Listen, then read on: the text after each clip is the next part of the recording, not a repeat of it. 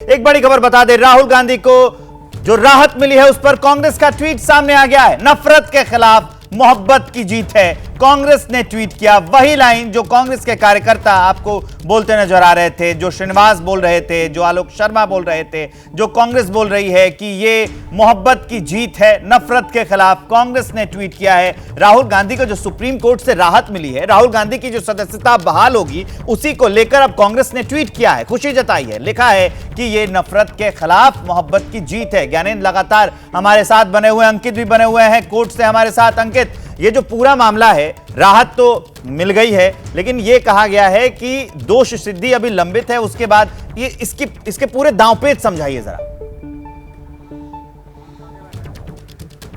विवेक, सबसे पहले एक बड़ी खबर दे देता हूं, और वो बड़ी खबर यह है कि सवाल यह था कि राहुल गांधी को सुप्रीम कोर्ट से राहत तो मिल गई, लेकिन क्या उनकी संसद की सदस्यता बहाल हो जाएगी? तो अभी सूत्रों के हवाले से, लोकसभा जो सचिवालय के सूत्रों के हवाले से एक बड़ी खबर सामने आ रही है। वो ये है कि अब इस मामले में सुप्रीम कोर्ट के फैसले का इंतजार कर रहा है लोकसभा सचिवालय।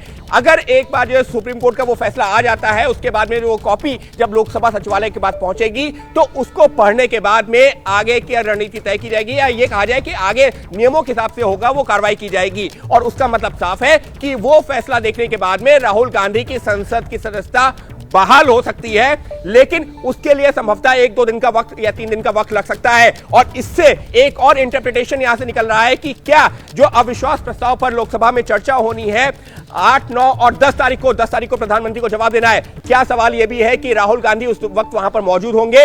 यह अपने आप में एक बड़ा सवाल है, लेकिन फिलहाल लोकसभा सचिवालय इंतजार कर रहा है सुप्रीम कोर्ट के उस फैसले की कॉपी का। अब दूसरी जो बड़ी वजह जो सुप्रीम कोर्ट ने अपने आदेश में कहा है, उसका मतलब क्या है? उसका मतलब यह है कि निचली अदालत यानी कि सेशंस कोर्ट में निचली अदालत ने दोषी करार दिया, 2 साल की सजा दी।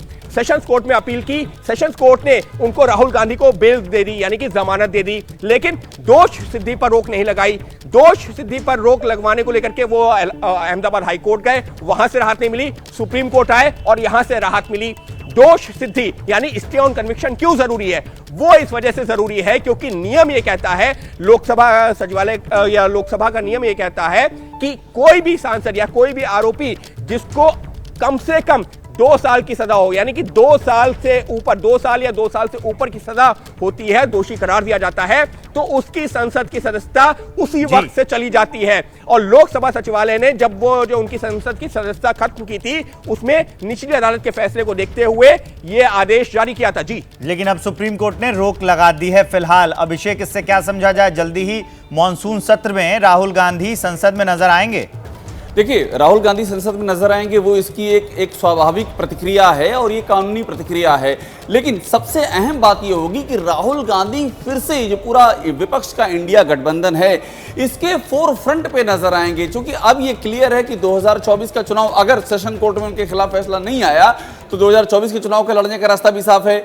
उनको कांग्रेस और भी ज्यादा मजबूती से उनके इस पक्ष को जनता के बीच में ले जाएगी। यानी कि जो विपक्ष की राजनीति है उसके फोर फ्रंट पे राहुल गांधी और भी ज्यादा मजबूती से नजर आएंगे।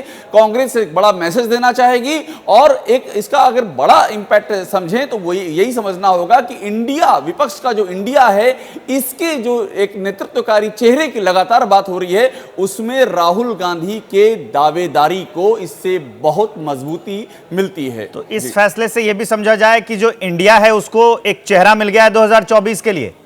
देखिए, अगर विपक्ष की बात करें तो इसमें दो राय नहीं, सबसे बड़ी पार्टी कांग्रेस है और कांग्रेस में राहुल गांधी निर्विवाद चेहरा है, वहां किसी भी तरह का कोई विवाद है नहीं। लेकिन एक संवैधानिक स्थिति थी, एक आदेश उनके खिलाफ आया हुआ था, उनकी सदस्यता रद्द कर दी गई थी। अब वो चीजें रिवर्स हुई हैं, तो फिर से वही चीज अब फोर फ्रंट पे आ गई है। राहुल गांधी भारत जोड़ो यात्रा का जिस तरह से इन्होंने एक आगे बढ़ाया था, उससे बहुत मैसेज गया है उनके काडर में, और अब वो इसी सब को लेकर के एक बार फिर से पार्टी उनको आगे ले जाएगी और पार्टी को उम्मीद है कि इससे उसको काफी फायदा भी मिलेगा। जी, आप सब हमारे साथ बने रहिए।